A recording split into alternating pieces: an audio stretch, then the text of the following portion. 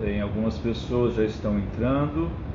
Eu estou aguardando aqui o Marcos Felipe entrar ao vivo para conversar conosco.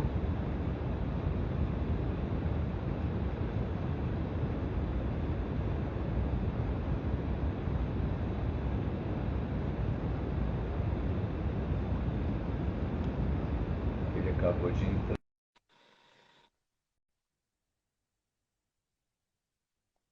Vamos só aguardar aí o Marcos Felipe entrar. Está entrando aí. Tudo bom, Marcos? Tudo bem, Leandro?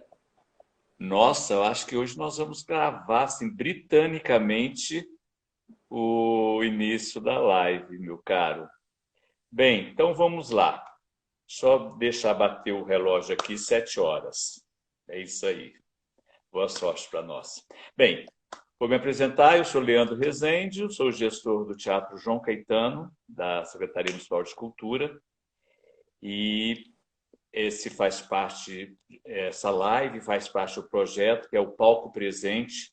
São lives que acontecerão de segunda a sábado, todos os dias, às 19 horas, cada dia num teatro da prefeitura. Então, às quintas-feiras, o Teatro João Caetano sempre terá uma live rolando aqui nesse horário. E hoje nós temos aqui, e eu estou especialmente feliz, que é o Marcos Felipe, da Companhia Mungunzá, que vai bater esse papo aqui com a gente. Marcos, muito obrigado por ter topado essa parada com a gente. E eu queria que você também falasse um pouquinho aí de você. Nossa, complexo. Essa imagem que está atrás de você é do João Caetano? Exatamente, esse aqui é o banner do João Caetano, que fica lá no teatro. E hoje eu tenho a pretensão da minha casa se transformar no Teatro João Caetano.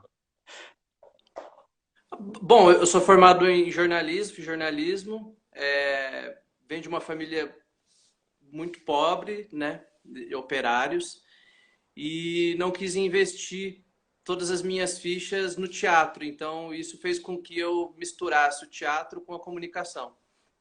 Depois eu me arrependi, porque eu acho que eu deveria ter feito faculdade de cênicas também. Mas, enfim, acabei me formando em comunicação e fiz Teatro Escola Macunaíma. Me formei no Macunaíma, então sou filho do Macunaíma. E aí vou caminhando. Somos, Você também é somos do filhos do Macunaíma? Macunaíma. Eu sou de um outro Macunaíma, né?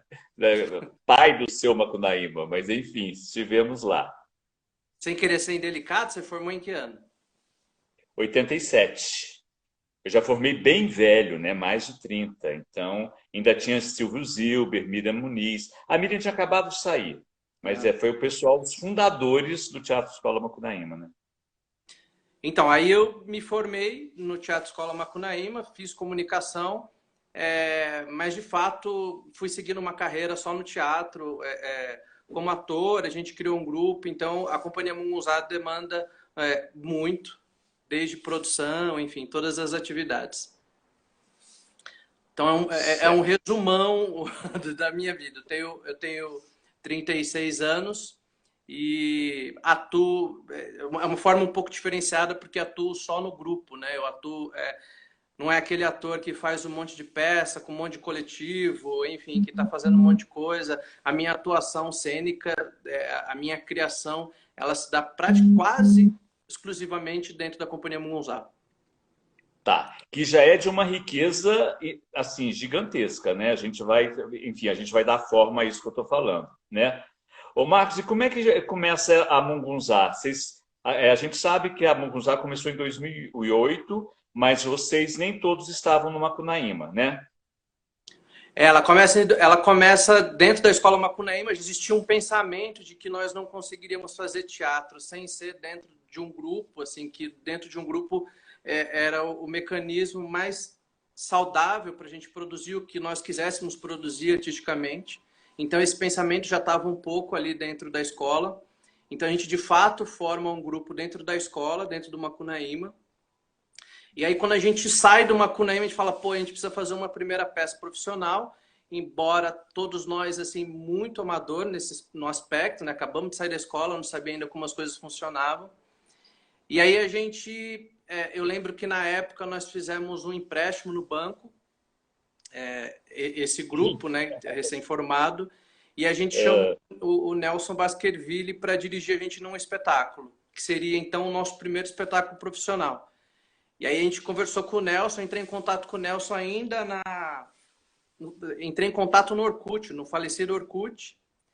Nós fizemos uma reunião, a gente apresentou uma proposta para ele de um livro, de uma adaptação de um livro chamado Por que a Criança Cozinha na Polenta, da Aglaia Veterani, uma romena, que a gente amava a literatura dela. E logo depois ele topou, e aí nós entramos para criar esse espetáculo. Ele fez a adaptação do livro, nós criamos esse espetáculo e estreamos ele em 2008. E aí a gente começa a contar, de fato, a trajetória da Companhia Mungunzá a partir da estreia desse espetáculo. Então Foi a pedra fundamental da companhia, então, né? nós éramos em 5 em cena. E aí a gente fez algumas temporadas. A gente fez temporada no Capobianco, no antigo Teatro Fábrica, fizemos no Arthur Azevedo e foi um fiasco. Como assim, cara? Foi um fiasco. Assim, foi um fiasco de público, assim, as pessoas não iam. A gente ainda não tinha aquela expertise da produção, de assessoria de imprensa, ninguém conhecia o grupo, então foi tudo muito difícil. Mas a gente acreditava muito no trabalho, a gente achava um trabalho muito potente. Sim. Tanto é que logo, acho que na terceira ou na quarta temporada, dos 5, 3 pediram para sair. Falaram assim, a gente não quer mais continuar a peça. E aí ficou eu, a Sandra e o Nelson. Então nós acreditávamos muito no trabalho. E aí a gente falou, não, o trabalho não vai morrer, a gente vai substituir esses atores, atrizes e vamos continuar. E aí nessa substituição, acho que 5 meses depois da estreia, entraram Lucas Beda, Virgínia Iglesias, Verônica Gentilin, uma formação que está até hoje. Então eles estrearam, depois eles entraram em temporada e tá com a gente até hoje. E mais para frente entrou o Pedro Augusto, que é inclusive meu irmão. A Companhia Mungunzá é um nepotismo escancarado. A gente se envolve, casa, enfim, o irmão que trabalha com o irmão é uma coisa louca. E aí a gente depois entrou o Léo Aquil, e aí a gente tá nessa formação de 7 artistas, educadores e educadoras. Então a gente está até hoje nesse núcleo duro, que é o núcleo que faz a gerência, que faz que aponta os caminhos, enfim, essas escolhas de para onde a gente deve seguir. Então esse foi a pedra fundamental, muito puxado pelo Nelson Baskerville. Posso dizer que o Nelson Baskerville é quase que o pai dessa companhia. Aliás, muito do que a gente entende esteticamente surge a partir do Nelson, das proposições dele, de como ele enxerga a vida, enfim, tudo isso. Então, muito do nosso olhar foi um olhar calcado na experiência estética do Nelson. Assim, uma figura... Quando a gente lê um pouco o histórico da companhia, o Nelson paira, né? Em vários momentos, inclusive lá, você vai falar agora mesmo do trabalho do Luiz Antônio Gabriela, mas enfim, parece que é uma figura bem presente. Assim, o Nelson é muito importante para o grupo, inclusive ele tem uma importância, inclusive no rompimento. Mais para frente a gente tem um rompimento, e esse rompimento também para a gente é muito importante, mesmo que muito dolorido. Então a gente faz a polenta, depois de um determinado tempo, de um casamento que super estava dando certo, a gente fala, tá na hora da gente partir para um segundo trabalho. E aí o Nelson vem e conta a história da irmã dele, da Gabriela. Nasceu Luiz Antônio, depois se tornou Gabriela. Conta a história pra gente. Fala, eu queria fazer uma peça sobre a história da minha irmã. E aí a gente falou, então a gente ficou encantado com a história, com os percalços, enfim, com todos os conflitos. E aí nós montamos o Luiz Antônio Gabriela. E aí o Luiz Antônio Gabriela dá um giro, assim, na nossa relação de teatro, no nosso amadurecimento, em como a gente lida com a produção. O Luiz Antônio, ele inclusive, ele é parte grande, inclusive do Container, que é a nossa obra última, por exemplo, entendeu? Então, as coisas estão muito ligadas, eu daqui a pouco faço essas ligações para vocês. Mas, assim, com o Luiz Antônio, a gente estreou o Luiz Antônio no porão do Centro Cultural São Paulo. E aí foi uma coisa louca, porque depois de três apresentações já estava tudo esgotado, a fila já não cabia mais no teatro, já foi uma temporada, uma loucura com muita gente, e a gente ainda não sabendo lidar com aquilo. Nossa, como é que é isso? Do tipo, o teatro tá cheio, tem muita gente para ver a gente, então ainda muito amador nesse lugar. E aí a gente começa a ser solicitado e começa a ter uma maturidade na produção. Então, é uma produção meio que vai caminhando junto com o sucesso da peça, porque as coisas foram acontecendo e a gente foi precisando a entender e a caminhar de acordo com o acontecimento da peça. Então, acontece o Luiz Antônio, a gente faz bastante Luiz Antônio e Gabriela em São Paulo, muitas temporadas, circula para o Brasil, sai de fora do Brasil com a peça, enfim. Então, a peça, para além do levante estético que ela se dá, que ela propõe naquele período, naquela época, para além do pensamento político que ela propõe, das reflexões que ela propõe, ela é uma mola propulsora para o desenvolvimento da produção do grupo. Então, o grupo começa a se gerir, começa a entender e começa a ter um profissionalismo que não existia na primeira peça a partir do sucesso do Luiz Antônio e Gabriela. Então, vou dar como exemplo, a Companhia Mugunzá de Teatro não tem produtores ou produtoras. É a gente que se autoproduz. Cada um do núcleo duro assume uma função dentro da produção. Então, todas essas coisas a gente foi aprendendo junto, assim, foi aprendendo como fazer. Então, só para você ter uma ideia, para não ficar muito solto, quando a gente vende um espetáculo nosso, quem compra o espetáculo conversa comigo, entra em contato comigo. Eu sou a primeira pessoa que converso. Então, discuto cachê, discuto agenda, converso com tudo. Quando se fecha comigo, aí vai para uma outra atriz, que é a Sandra, que faz a produção, toda a produção de papelada, contrato, esbate, ECAD. Termina, aí entra outro na jogada que vai ver logística, que hora que vai, que hora que vem, que hora sai a van, que hora chega o cenário. Aí termina, enfim, aí acaba lá no final com a Virgínia, que cuida do nosso financeiro, prestação de contas, enfim, tudo isso. Então, o trabalho da produção da Companhia Mugunzá, ela é toda dividida no próprio núcleo duro. A gente já tentou algumas vezes inserir a figura de um produtor ou de uma produtora, mas nunca dá certo, assim, porque a gente sempre está apegado com a função. Mais do que apegado, a gente entende que a função inerente à produção está automaticamente ligada à nossa função estética cênica. A gente pensa que uma coisa faz ligação com a outra. Não, mas eu só querendo confirmar o que você está falando, como eu já recebi vocês 2 vezes do João Caetano, isso acontece mesmo, né? Eu começo falando com o Marcos, depois eu passo com a Sandra, e assim, eu falei, tipo, eu estava falando, não, é mesmo, vocês produzem efetivamente a companhia, todo o processo, do início ao final, é com a companhia que a gente fala. Isso eu posso falar de, né, assim mesmo, né, na prática, né? Aí tem o Léo, por exemplo, que desenvolve toda a nossa arte, todo o nosso design, enfim, todo mundo faz absolutamente tudo. Mas é muito maluco. Nós fizemos o nosso penúltimo espetáculo, Poema Suspenso para uma Cidade em Queda, com a direção do Lube. E aí o Lube uma vez foi assistir o espetáculo e o Lube falou, nossa, o espetáculo está muito bonito, assim, está muito potente. Isso já foi pós-criação do Teatro de Container. E aí a gente comentou com o Lube, assim, falou assim, o espetáculo tá bacana porque a gente faz muito, né? A gente tá fazendo muito, a tendência dele é melhorar. E aí o Lube falou uma coisa pra gente que faz todo sentido hoje em dia. Ele falou assim, não só. O que acontece é que como vocês cresceram muito rápido com relação ao container, com relação à vida mesmo, de como as coisas se dão na vida.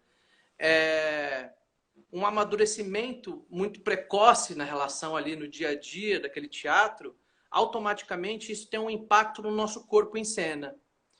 Quando ele falou isso, a gente passou a pensar não mais a figura do produtor dissociado da figura do artista.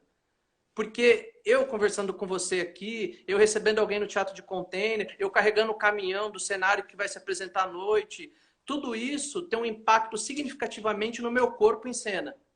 Então a gente começa a não mais dissociar uma função da outra. Ah, eu sou produtor, eu sou artista. Então para a gente faz tudo é um pacote. Esse é um pacote que a gente entende que uma coisa não está dissociada da outra. Pelo menos na Mungunzá a gente não consegue dissociar e a gente acha que como a gente que assume a função da produção tem um impacto direto em como a gente se posta em cima do palco, da nossa forma estética de olhar o mundo. Então tem um pouco dessa característica.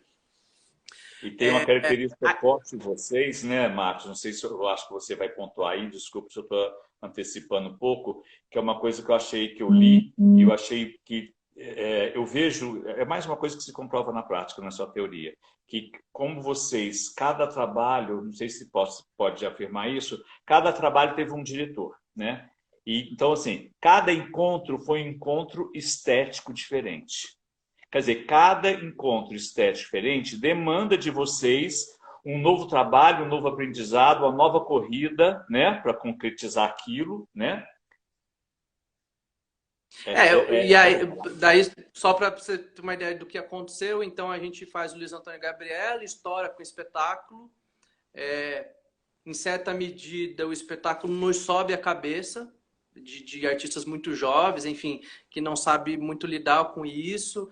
Era interessante o fato de que, assim, a gente não pode ser hipócrita, era interessante o fato de que ninguém conhecia a gente e depois de um certo tempo a gente era famoso na Roosevelt, passava, as pessoas conheciam a gente. Então, a gente não passou imune a esse sucesso dentro da classe teatral. E isso teve aspectos positivos e teve aspectos negativos. E um dos resultados dos aspectos negativos, negativo na época, mas que hoje a gente entende como um processo, foi esse rompimento com o Nelson.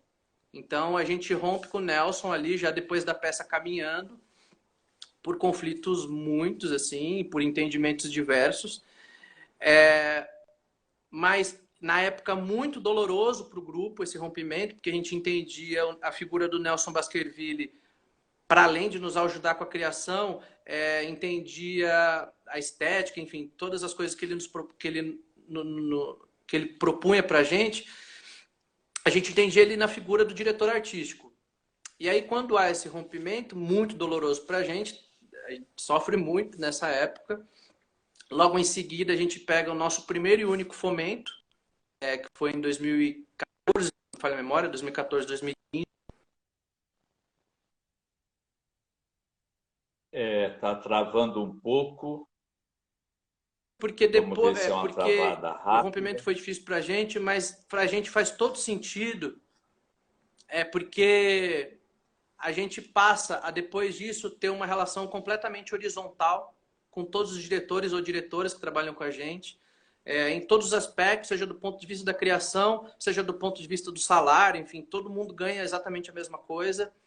E aí a gente propõe encontros estéticos. Então, cada espetáculo nosso nossa, como é que vai ser isso? Né? Como que a gente vai... Como é que vai ser esse casamento? Como é que vai ser esse encontro? Então, vou dar um exemplo. E os motivos são muitos. Então, por exemplo, a gente chamou o Lube porque a gente achou que deveria trabalhar com o Lube naquele momento.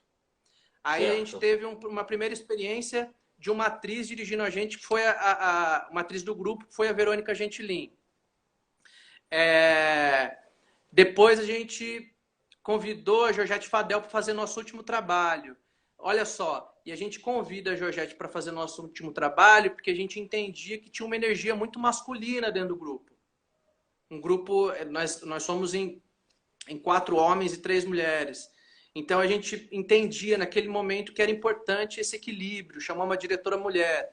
Então, tudo muda muito. Agora o nosso próximo apontamento é de trabalhar com o Rogério Tarifa. A gente quer entrar, quer trabalhar com o Tarifa no próximo trabalho, no próximo projeto nosso. Então, que maravilha, cara. Nossa, que mudança, né? Que extremo. E é se jogar no escuro, né, Marcos? É se jogar no escuro, assim, vamos de novo, vamos começar, né?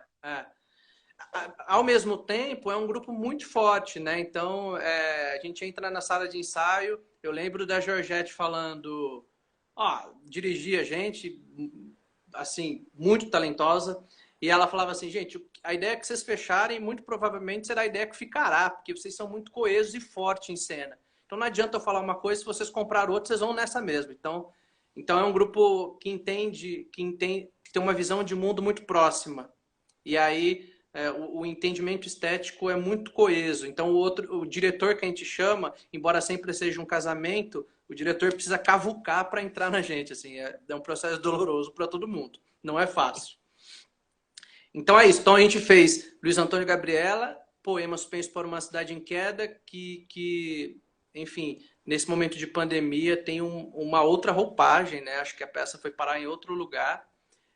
Nós fizemos o Era uma Era, que é o nosso espetáculo de faixa etária livre, e depois nós fizemos o último, que é o Epidemia Prata, resultado estético e político já da nossa ocupação, já do teatro de container.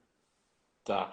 Aí, Marcos, eu queria fazer eu fiz um curso pela Secretaria, bancado em parte pelo Banco Itaú de Produção Cultural. Qual não é a minha surpresa que nesse curso um dos dias a gente passaria no container com você fazendo uma visita guiada com a gente e contando todo o processo. E tem um dado nessa visita que eu queria muito conversar com você, que seria quando nessa visita você contou para a gente que a questão do Luiz Antônio e Gabriela, feita por você, inclusive na peça, passou por uma discussão de convidar uma atriz trans para fazer a Gabriela. Como é que foi isso? Como é que finalizou isso? Se isso finalizou? Eu queria que você contasse, já que essa questão está super aí, né, no dia, está sendo colocada no dia a dia para a gente. Acho que a gente precisa ser artista do nosso tempo. Certo. Então E isso a mobilizar com não tem como certeza a gente ajuda, né? ficar, não tem como a gente ficar preso num espetáculo enfim, o mundo caminha, tudo caminha, então a gente não tem como ficar preso. Então, recentemente, todos os nossos espetáculos, isso tem uma característica do grupo, todos os nossos espetáculos vão para repertório. Então, desses 11, 12 anos de grupo, os trabalhos que nós fizemos, todos eles estão em repertório, a gente faz a qualquer momento.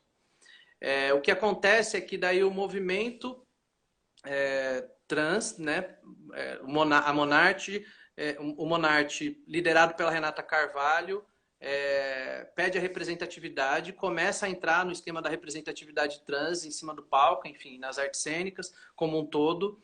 E uma das peças que ela utiliza como exemplo de transfake é o Luiz Antônio e Gabriela. Então, ela se utiliza desse expoente, enfim, usa muito como exemplo a gente. E aí a gente começa a repensar, num primeiro momento, né, muito na proteção, não é justo com a gente, não é justo, por que está batendo na gente, por que está batendo na gente, o espetáculo viajou, mudou muita gente, enfim, tem esse lugar, né, de proteção, de não é justo, não é justo, não é justo. E aí, quando a gente baixou essa guarda, a gente falou assim, viu, o que estão nos solicitando é completamente justo. Completamente... O grupo, né, discutiu e chegou a essa conclusão, completamente digno. Então, de fato, precisa da representatividade, de fato, precisa de uma atriz trans. E aí a gente conversa com o Nelson, fala, Nelson, o grupo acha que o espetáculo precisa ser modificado, a gente acha que precisa entrar uma atriz e tudo. Não sinto... eu, Marco, já não me sinto mais confortável em fazer, enfim...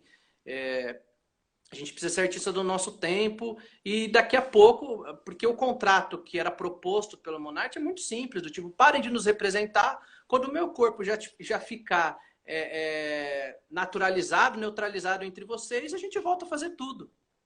E a gente naquele momento entendeu que de fato era um acordo justo.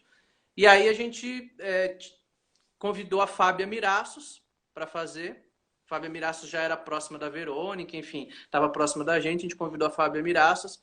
E foi uma coisa muito maluca, assim, no primeiro dia de ensaio com o Nelson, tipo, foi uma emoção incrível, porque o Nelson passa a enxergar, emana a figura da Fábia Miraços. E aí as coisas de fato começam a ver a tona e falam assim, claro, não tem como não fazer essa troca. E olha, Leandro, como as coisas são malucas.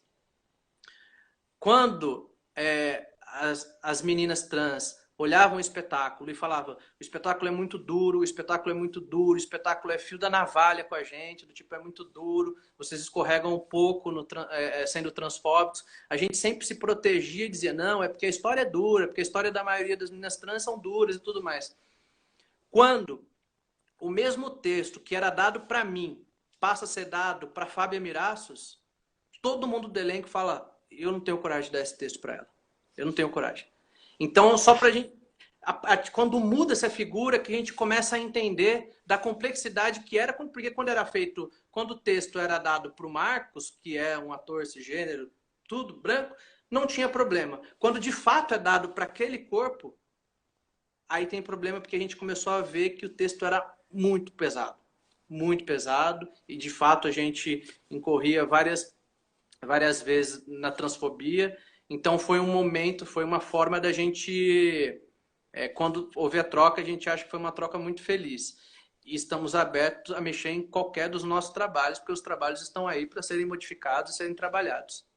E essa atriz continua fazendo até A Fábia é nossa hoje? parceiraça. Aí entrou, ela já é do núcleo, já faz parte do espetáculo, faz nosso visagismo no espetáculo Porque a Criança Cozinha na Polenta, e a gente já tem uma relação super pessoal, enfim.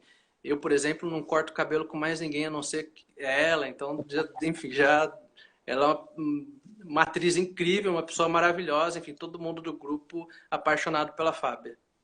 Marcos, muito obrigado por você dividir, compartilhar esse momento aí, que eu acho que para a companhia foi muito, muito delicado, muito rico, enfim, né? Obrigado, de coração. Mas eu lembrei desse momento lá no container com o pessoal do curso e me veio na cabeça de perguntar isso. Uhum. E a gente acha que é isso mesmo, a gente acha que tem que causar, a gente acha que o movimento precisa ir para uma radicalização. Então, ó, a Fábia Miraço acabou de entrar aí, a gente está falando dela. Então, a gente acha que tem uma radicalização, e eu, muito pessoalmente, eu acho que a radicalização eu acho extremamente necessário, que faz a gente se mexer rapidamente. Uhum. E eu faço ideia o que é isso dentro do grupo, né? É mexer nas bases, né?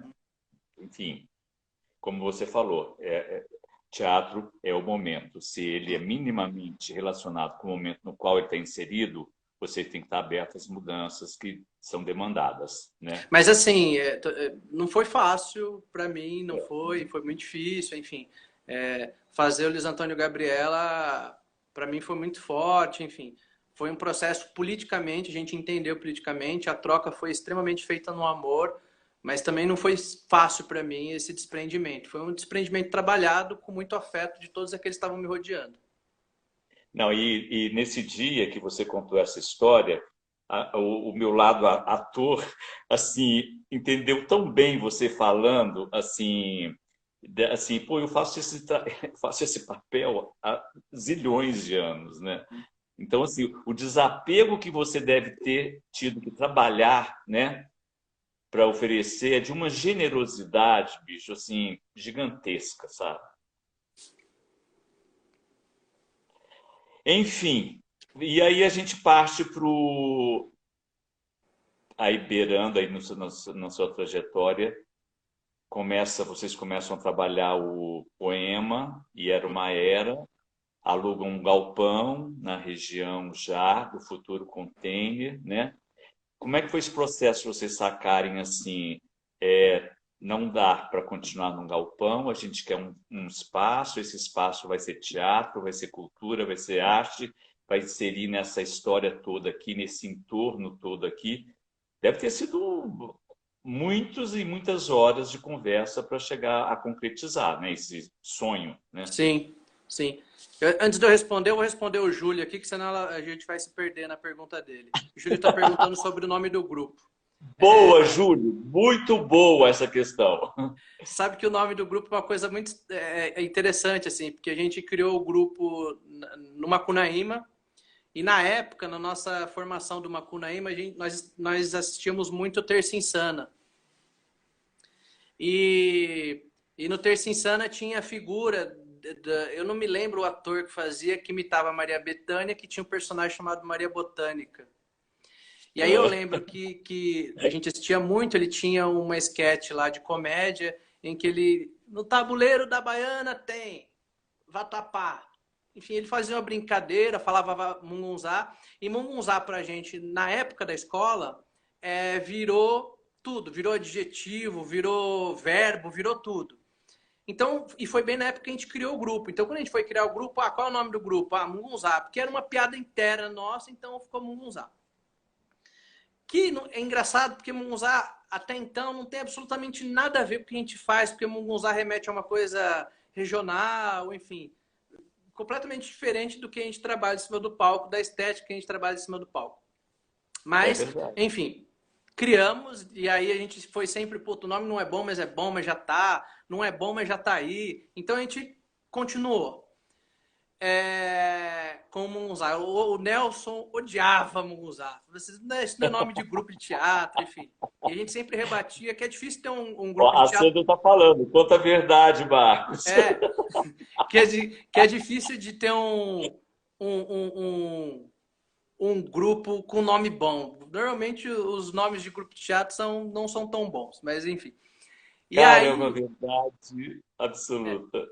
E aí o que acontece? A gente fez 10 anos e a gente começou a escrever o livro do grupo. A gente convidou o Alexandre Matti para escrever o livro sobre o grupo. E aí, num desses encontros nossos com o Alexandre Matti, o Alexandre falou assim, o nome do grupo de vocês não poderia ser outro. Gente, como assim não poderia ser outro? Ele falou assim, porque Mungunzá é oferenda de orixá. E faz todo sentido com o trabalho que vocês têm, com a percepção espiritual que vocês têm dentro do grupo, o que vocês seguem. Então, Mungunzá é uma oferenda. E aí, pra gente, fechou essa gestalt, fez todo sentido o nome do grupo. Então, hoje, me sinto muito orgulhoso de falar o nome do grupo e de falar Mungunzá, porque é oferenda de orixá. Porque às vezes a gente cria coisas que não necessariamente o resultado ou a explicação dessa coisa se dá no momento exato. Às vezes a gente demora anos para entender o que é aquilo. Então eu acho também que o nome, a gente foi ter conhecimento da envergadura do nome depois de 10 anos. Então depois de 10 anos que a gente falou assim, faz todo sentido ter esse nome. Que resgate maravilhoso, hein, cara? Então, eu agora foi com essa história. 10 anos depois, assim, tinha que ser Mungunzá, né? 10 anos depois a gente entendeu por que é Mungunzá. Entendeu? Entendeu e falou assim, claro, não poderia ser diferente. Assim, Mungunzá porque é oferenda de orixá, a maneira com que a gente enxerga a vida, a maneira com que a gente se doa para a nossa vida, a maneira que a gente caminha sensorialmente, sensivelmente, espiritualmente, enfim. Então, aí a gente entendeu. Mas isso 10 anos depois. Maravilha. Linda história. E aí, enfim, a gente fez poema, tudo. Aí, voltando agora, respondi o Júlio, agora voltando para a nossa questão. Nós tínhamos alugado o Fomento de 2014, que a gente pegou, primeira e única vez, nos proporcionou alugar um espaço para criar. Porque tem um momento, Leandro, que você, quanto grupo, assim, você não consegue mais entrar numa lógica de eu vou, ensaio, desmonto, volto, no dia seguinte eu monto, ensaio, desmonto, saio. Então você precisa de um lugar para habitar. A gente que trabalha com acúmulo de coisas, com parafernálias, com estéticas. Um repertório, né, Marcos? É complicado. Então a gente precisava entrar numa sala de ensaio livre, para entrar e sair a hora que a gente bem entendesse, para criar o que a gente bem entendesse, do tamanho que a gente bem entendesse. Então a gente alugou um galpão no Bom Retiro. E aí quando a gente aluga o galpão no Bom Retiro para fazer 2 espetáculos, o Era uma Era e o Poema, a gente começa a ter um entendimento do que é ter uma sede e do que é ser atravessado pela vizinhança. Você ter um trabalho num ponto fixo. Porque até então a Companhia Mungunzá ficava viajando, o cenário ia praticamente de um teatro para o outro. E aí a gente entende o que é ter uma casa. Ter um CEP para devolução do cenário, ter vizinho, precisar fazer política, a gente que estava num lugar completamente desassistido, precisar entender e lutar pela política pública, fortalecer política pública no território. Então, a gente começa a ter isso um pouco. Tem um dado importante sobre a nossa produção também. A gente trabalha com salário, então todo o elenco ganha o mesmo salário. Então, a gente trabalha com salário e tudo igual, e quem trabalha com a gente sempre tem a possibilidade de ganhar igual a gente durante o período trabalhado. Então essa também é uma característica meio que única nossa. A gente não ganha cachê por obra, a gente ganha salários. Então tem mês que a gente trabalha muito, ganha o mesmo salário, tem mês que a gente faz pouca coisa, tá difícil os meses que a gente faz pouca coisa, mas ganha o mesmo salário. E aí começa a surgir no grupo um questionamento que pela envergadura política, estética e social que a gente trabalha, tanto do ponto de vista da relação quanto do ponto de vista do espetáculo, não é justo a gente pegar um dinheiro de editais de cultura, enfim, um dinheiro e investir em pagamento de aluguel, em pegar um dinheiro público destinado à cultura e dar direto para o dono do capital, direto jogar no capital para o proprietário de terra. Sendo que São Paulo tem uma envergadura imensa de lugares em desuso, lugares públicos, sem finalidade pública. E aí a gente começa a falar assim, vamos procurar algum local, alguma casa, algum terreno, alguma coisa, e vamos fazer nesse lugar uma sede. Sem problema nenhum ético, porque o que a gente faz é público. O que a gente faz é social. Então, sem conflito nenhum ético. E aí a gente começou a mapear os terrenos ociosos, públicos ociosos, sem finalidade pública. Achamos um terreno no centro de São Paulo, que é onde hoje é o Teatro de Container. E nessa época a gente tinha um caixa do grupo que era, inclusive, resultado de ter feito muito Luiz Antônio Gabriela. Por isso que eu falo que Luiz Antônio Gabriela explica muito também sobre o Container. Porque o container foi construído, as primeiras construções, os containers, enfim, tudo que foi feito ali no primeiro momento, foi com recurso da peça, do espetáculo, de ter feito bastante. E aí a gente pega e começa, nós achamos o terreno, e aí a gente pega e fala assim, o terreno está aqui, vamos conversar com a prefeitura para que isso vire um teatro. E aí a gente começou a conversar com o poder público, descobrimos que o terreno era do município, ali do lado da Cracolândia, enfim, começamos a conversar com o poder público, e aí a gente deu um golpe no poder público. Também acho que uma das poucas, a gente não fala muito isso, vou falar agora, a gente fala só no petit comitê, que a gente pediu o terreno para fazer a gente enviou um ofício para a Prefeitura Regional da Sé, falando que nós íamos fazer um festival de performance, que chamava Arquiteturando a Cidade, e que a gente precisava do terreno pelo período de 2 meses. Então, nesse período, nós entraríamos no terreno, faríamos o festival e sairíamos do terreno deixando ele com melhorias para o poder público, cercado, terraplanado e tudo mais. E aí o poder público falou, ok, está liberado para fazer o festival durante 2 meses. Tá aqui os logos, coloco meus logos na régua de logo. E aí a gente entra, no primeiro mês a gente faz terraplanagem, cerca tudo. E aí isso foi em outubro de 2016. Então nós marcamos a subida dos containers. Descemos, compramos containers, tudo. Marcamos a subida dos containers para o último dia de outubro, que seria a eleição, o segundo turno das eleições municipais. Exatamente. Que a gente falou, não vamos dar brecha. Todo mundo vai estar focado para as eleições municipais, a gente ocupa nessa época, nesse horário. Por fim, não deu certo, porque a gente fez a proeza de eleger o Dória no primeiro turno.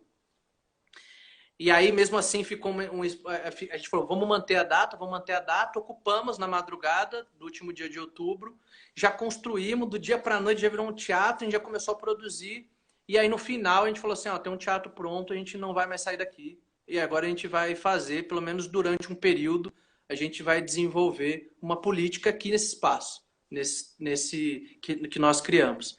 Isso foi no final da gestão do Haddad, o Dória já tinha sido eleito, E aí a gente começa a negociar com o poder público, a entender como que é isso, como que se dá isso, como que a gente continua, quais são as nossas ações. E aí acontece uma coisa muito maluca, porque em 2017 ele é alçado muito rapidamente ao patamar de centro cultural público. Claro que nós tínhamos a ideia de ser uma sede de um grupo completamente atravessada por outros grupos, por outros espetáculos e tudo, mas ele foge completamente das nossas mãos, do tipo, a cidade meio que entra no espaço, tem um entendimento sobre o espaço, a gente começa a fazer uma política com os moradores ali do entorno, em sua maioria em estado de vulnerabilização social, o que abre uma frente completamente Total, social né? para a gente. Total. Uhum. E aí o espaço ganha uma notoriedade de execução e tudo.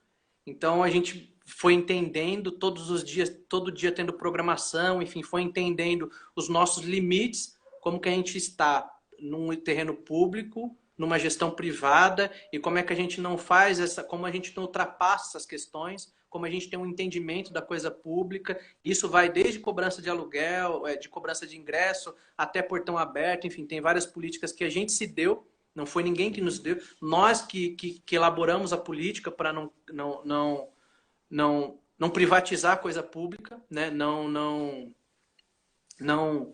Enfim, não agir como uma coisa pública em benefício privado. Certo. E aí a gente começou a negociar, enfim, negociamos bastante e na gestão, já na gestão, vários secretários ali entenderam, principalmente o Storm e o Chucre está aí até hoje. Então entenderam da importância do teatro e nos deram uma legalização por 2 anos que acaba agora em agosto. E a gente já está conversando com a equipe da secretaria, está conversando com o Hugo para que essa renovação seja ocupada. E aí, Leandro, o lance era o seguinte: temos um teatro, vamos fazer absolutamente, não temos rabo preso com ninguém, capital privado não está aqui, éramos uma ocupação, então do tipo não temos uma consciência, mas não temos rabo preso com ninguém. Vamos fazer tudo que a gente questiona em outros lugares. Tudo que a gente vai em outros teatros e a gente questiona, desde o recebimento, tudo. Vamos fazer exatamente diferente no Teatro de Container. E aí, fazendo completamente diferente, a gente passa a ser disparador de política pública. Passa a ser, do ponto de vista privado, enfim, passa a ser uma startup, um case. Mas, enfim, e aí a gente começa a buscar caminhos que espaços, pelo engessamento burocrático, não consegue buscar. Então, a gente começa a buscar esses outros caminhos de se relacionar do espaço físico, arquitetônico, se relacionar com a cidade, se relacionar com a forma urbana, do artista se relacionar com o espaço, tentar inverter um pouco a lógica. Você é gestor de um espaço público, você sabe muito bem que é isso. Tentar inverter um pouco a lógica do artista ou do público que entra, ter um entendimento de que aquele lugar é público e é nosso, não cuidar do que é privado, descuidar do que é público. Eu sempre brinco, assim, a gente sempre faz reunião com os artistas que ocupam o espaço, e aí eu falo assim, ó, você pode usar o banheiro, tá tudo certo, não sei o quê, mas você precisa usar tendo o entendimento e a clareza de que quem vai limpar o banheiro amanhã sou eu. Maravilha. Você não é obrigado, não é obrigado a fazer isso, mas você precisa se relacionar com esse espaço, sabendo que no dia seguinte alguém vai limpar, sabendo que no dia seguinte outro grupo vai estar aqui. Então é um exercício que a gente deveria fazer, claro, de forma macro na sociedade, mas a gente consegue fazer ele de forma micro. Uhum. E aí a gente começa a abrir várias frentes, as frentes sociais, enfim. Então a gente tenta fazer um teatro que se relaciona de forma diferente, de fato, com a cidade, que tem um entendimento, de fato, sobre arquitetura, sobre teatro, enfim, ajuda a dar vazão um pouco ao pensamento crítico que a gente tem hoje, dá uma vazão prática sobre os pensamentos críticos, enfim. Então, e é muito maluco isso, Leandro, porque hoje a gente olha e fala aonde que a gente estava com a cabeça de fazer isso. Tipo, porque a gente olha os Eu imagino vídeos. que teve um momento, né, Marcos, que a coisa começou a tomar um rumo meio que, né, sozinha assim, E vocês foram, né? E tudo dando muito certo, né, Marcos? Eu acho que tem aí também, eu acho que uma qualidade de vocês também de aproveitarem e forçarem de um novo jeito, né? E foram conseguindo. E eu acredito hoje que com essa concretização do Teatro Container da Companhia Munguzá, vocês têm solidamente um argumento para renovar esse contrato, né, com o poder público. Tá Dentro certo? dentro do pensamento político, sim, mas o poder público tem as amarras burocráticas, né? E aí a Sim. gente está tentando achar os mecanismos para fazer tudo de forma certa dentro das amarras burocráticas. É, mas eu digo que hoje a gente olha e fala onde que a gente estava. Eu lembro que quando chegaram os containers, que o guindaste não entrava, começou a vir. Porque foi muito maluco, porque começou a vir container, não tinha um engenheiro, não tinha um arquiteto, a gente colocou um Gente, capacete branco na deixa eu cabeça. só ilustrar uma coisa. Tem um vídeo no YouTube. Gente, assistam esse vídeo. É à noite, eu acho que é madrugada ali, né, Marcos? Que a Munguzá está recebendo os containers, grua. Então, quando a gente fala assim de ator-produtor, ali você tem a noção, a compreensão do que é isso. Então tá lá, Marcos, Lucas, o Léo, todo mundo se ajeitando o container, baixando, colocando no lugar certinho. Não, mais para lá, levanta de novo. Cara, é emocionante esse vídeo, porque eu falo assim, gente, isso quer botar a mão na massa, né? Mas a gente olha hoje e acha que a gente está completamente fora de si ali. Com Onde é que a gente certeza. estava, onde que a gente estava com a cabeça. E por isso também a gente entende o container como um trabalho artístico. A gente entende como um ato performático do grupo. A gente sempre fala que a Companhia Mugunzá tem 6 trabalhos, incluindo o Teatro Container, porque a gente acha que foi um ato performático nosso na cidade, do qual a gente, inclusive, resvala na ideia de não propriedade. Porque para a gente é sempre exercitado um olhar de, tipo, isso aqui não nos pertence. A gente está aqui fazendo um trabalho hoje, amanhã pode ser que a gente não tenha sobre este espaço, sobre essa arquitetura, um sentimento de apropriação. Estamos neste momento aqui, mas pode ser que amanhã não estejamos e esteja outro grupo, entendeu? Então Uhum. tem um pouco Aliás, isso vocês, também. claro, né, Marcos, desde digamos, da fundação, né? Essa transitoriedade que pode durar mais uns anos, mas em algum momento isso está ali para o próximo, né, esperamos que de bom uso, né? Enfim, aí tem o teatro, aí a gente está lá dia a dia. Nós escolhemos ter ações todos os dias, ações de espetáculos, ações culturais todos os dias. O artista que ocupa o espaço, que diz qual será a contribuição dele ao espaço financeira, enfim, bilheteria e tudo. A gente tem nossa política de não poder ultrapassar o teto dos ingressos. Enfim, aí a gente fez uma rede estruturante ali, do tipo gratuidade para a população em estado de vulnerabilização. Aí a gente começou a abrir um braço social muito forte, começou a trabalhar com o entorno, como que se dava essas relações, essas intersecções com a população envoltória do espaço. Começou a ser, como não poderia ser diferente, começou a brigar e também ser ativista do território nas questões de direitos humanos, nas questões de saúde, de assistência social. Então as coisas foram se misturando muito. E aí, de novo, a companhia se divide e aí cada um assume uma função. É muito maluco, mas, por exemplo, o que eu falei para você da questão da produção da Mungunzá, por exemplo, agora eu falo para você a questão da produção do container.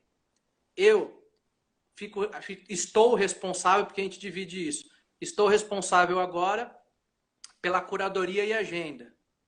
O Léo é responsável por toda a questão do designer, divulgação, flyer, tudo.